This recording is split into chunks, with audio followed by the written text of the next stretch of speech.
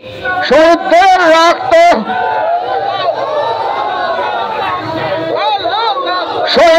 রক্ত বাধা যেতে দেব না।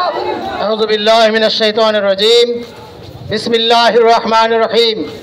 কুল জাআল হাক্কু ওয়া যাহাকাল বাতিল ইন্নাল বাতিলা কানা যাহুকা। সাদাকাল্লাহুল আযীম।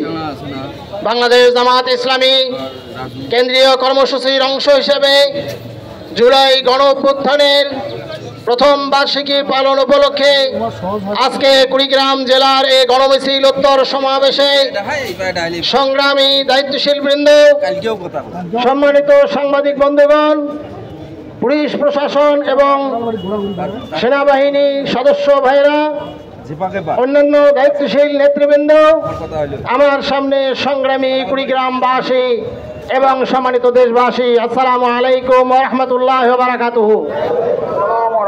আল্লাহ পাকের দরবারে আমরা শুকরিয়া আদায় করছি যে মহান রব্বুল আলামিন আওয়ামী জগদ্দল পাথরকে হটিয়ে দিয়ে গত বছরের 5ই আগস্ট বাংলাদেশকে মুক্ত করেছেন।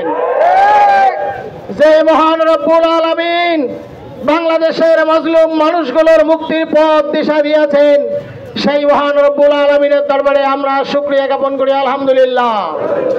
দরুদ ও সালাম পেশ করছি বিশ্ব নবীর পবিত্র নামে, যে রাসূলের আদর্শ অনুসরণ করে আমরা বাংলাদেশে ইসলাম কায়েম করতে চাই, সেই মহান নেতার পবিত্র নামে দরুদ ও সালাম পেশ করি সাল্লাল্লাহু আলাইহি ওয়াসাল্লাম। সংগ্রামী কুড়িগ্রামবাসী, আপনারা জানেন গত 15টি বছর বাংলাদেশে এক জগদ্দল পাথর, আওয়ামী জগদ্দল পাথর চেপে বসে এদেশকে শোষণ এবং বঞ্চনার সর্বশেষ পর্যায়ে নিয়ে গিয়েছিল। বাংলাদেশের টাকা লুটপাট করে বিদেশে শত শত হাজার হাজার কোটি টাকা পাচার করে সেখানে বাড়িঘর নির্মাণ করেছে।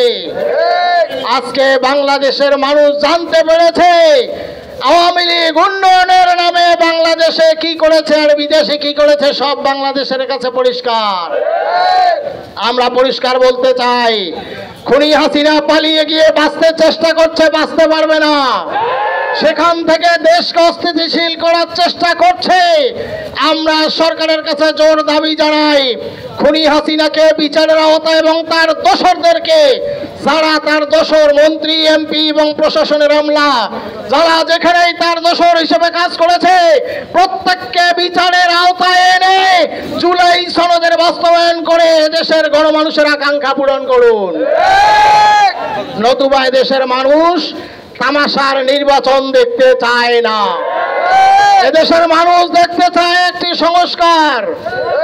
একটি সংস্কারের মধ্য দিয়ে দেশকে নির্বাচনের পরিবেশ তৈরি করে তারপরে নির্বাচন, তার আগে নির্বাচন নয়। আমরা বলতে চাই, যারা জীবন দিয়ে এদেশকে মুক্ত করলো, ওই শহীদদের প্রকৃত মর্যাদা যেন তাদেরকে দেওয়া হয়। আমরা আল্লাহর কাছে দোয়া করছি, শহীদদের শাহাদাতের মর্যাদা কামনা করছি আল্লাহর কাছে। আর সরকারের কাছে দাবি জানাচ্ছি, এই শহীদ পরিবারগুলোকে পুনর্বাসনের পূর্ণ ব্যবস্থা করতে হবে। যারা আহত হয়ে আছে তাদের চিকিৎসার পূর্ণ ব্যবস্থা করতে হবে, তাদের পুনর্বাসনের ব্যবস্থা করতে হবে। শহীদ পরিবার এবং আহতরা ছাড়াও যারা জুলাই যোদ্ধা হিসেবে খ্যাত, তাদের সবাইকে জুলাই সনদ দিয়ে তাদেরকে মর্যাদাবান করা এবং তাদের কর্মকাণ্ডের নিশ্চয়তা প্রদান করা সরকারকে আমরা দাবি জানাচ্ছি। আমরা দাবি জানাচ্ছি, বাংলাদেশে একটি সুষ্ঠু নির্বাচনের পরিবেশ তৈরি করার পরে নির্বাচনের দিকে এগিয়ে যান, তার আগে দেশে কোনো নির্বাচন হতে দেওয়া হবে না। সংগ্রামী সাথী ও বন্ধুগণ, আমরা সরকারকে জানিয়ে দিতে চাই, অনতি বিলম্বে বিচারের কার্যক্রম দৃশ্যমান করুন। অনতি বিলম্বে বিচারের কার্যক্রম দৃশ্যমান না করে নির্বাচনের দিকে এগিয়ে গেলে মানুষ মেনে নেবে না, দেশের জনগণ মেনে নেবে না। আপনারা দেখেছেন আল্লাহর ফজলে যারা চেয়েছিল দেশকে অস্থিতিশীল করতে, তারাই আজকে অস্থিতিশীল হয়ে গেছে। তাদের জামাত ইসলামীকে তারা নিষিদ্ধ করেছিল 1 আগস্টে 24-এর।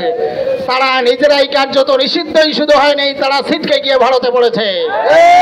আল্লাহর ফয়সালা, আল্লাহ বলেছেন জাআল হাক্কু ওয়া যাহাকাল বাতিল, সত্য এসে গেছে, মিথ্যা পরাজিত হয়েছে, আর মিথ্যার পরাজয় অবশ্যম্ভাবী। আমরা বলতে চাই আমরা সত্যের পক্ষে লড়ে যাচ্ছি। জামাত ইসলামী এবং ইসলামী ছাত্র শিবির দেশে সৎ নেতৃত্ব কায়েম করতে চায়, চাঁদাবাজ দখলদার মুক্ত করতে চায়। সুতরাং 5 আগস্টের পর থেকে 1 বছরের মধ্যে আপনারা দেখেছেন এদেশে চাঁদাবাজি এবং দুর্নীতির সাথে জামাত ইসলামী জড়িত নাই। জামাত ইসলামী দেশে একটি সৎ নেতৃত্ব প্রতিষ্ঠা করতে চায়। সেই জন্য আমরা হিন্দু, মুসলিম, বৌদ্ধ, খ্রিস্টান সবাইকে নিয়ে আমরা একটি স্থিতিশীল দেশ, আমরা একটি নিরাপদ দেশ করতে চাই। এই দেশ গড়ার কাজে আপনাদের সবার সহযোগিতা লাগবে, ঠিক কিনা কথা? এ দেশবাসীকে আমি অনুরোধ করব, আসুন, বাংলাদেশে অনেক নেতৃত্ব আপনারা দেখেছেন, অনেকের নেতৃত্ব আপনারা দেখেছেন, সরকার পরিচালনা দেখেছেন। বাংলাদেশ জামাত ইসলামীকে একবার সুযোগ দিয়ে দেখুন, বাংলাদেশ জামাত ইসলামী দেশ যে দেশ গড়তে চায় সেই দেশ হবে সবার জন্য নিরাপদ স্থান। সেটাই জামাত ইসলামের প্রমাণ করতে চায়। যে কারণে জামাত ইসলামের 11 জন নেতাকে হত্যা করার পরেও, শত শত ভাইকে গুম করে আয়না ঘরে নেওয়ার পরেও, হাজার হাজার লক্ষ লক্ষ ভাইকে জেলখানায় পাঠিয়ে দিয়েও, এত অত্যাচার করার পরেও জামাতকে নির্বাপিত করা যায় নাই। জামাত ইসলামী একটি আদর্শের নাম। সুতরাং জামাত ইসলামী কখনোই দমে যাবে না। জামাতের বিরুদ্ধে যখনই যারাই ষড়যন্ত্র করছে তারাই ধ্বংস হয়েছে। জামাত শিবিরের বিরুদ্ধে নতুন করে ষড়যন্ত্রে কেউ মেতে উঠবেন না। জামাত শিবিরকে কেউ দমিয়ে দেওয়ার স্বপ্ন দেখবেন না। জামাত শিবির দেশে আছে এবং থাকবে। আমরা একটি আদর্শ নিয়ে এগিয়ে যাচ্ছি। সুতরাং এর বিরুদ্ধে কেউ মিছামিছি ষড়যন্ত্র করে আপনারা নিজেরাই ষড়যন্ত্রের মুখে পড়বেন না, অথবা আপনারা নিজেরাই ধ্বংসের মুখে পড়বেন না, আমরা অনুরোধ করি। আমরা দ্বীনের পথে এগিয়ে যেতে চাই, মানুষকে দাওয়াত দিয়ে দ্বীনের পথে এগিয়ে যেতে চাই, এদেশে ইসলাম কায়েম করতে চাই। দ্বীনি আন্দোলনের মধ্য দিয়ে এদেশের মানুষগুলোকে একটা সভ্য সমাজ উপহার দিতে চাই। আসুন সবাই মিলে সেই সভ্য সমাজের কাণ্ডারি হই এবং সবাই মিলে দায়িত্ব পালন করি।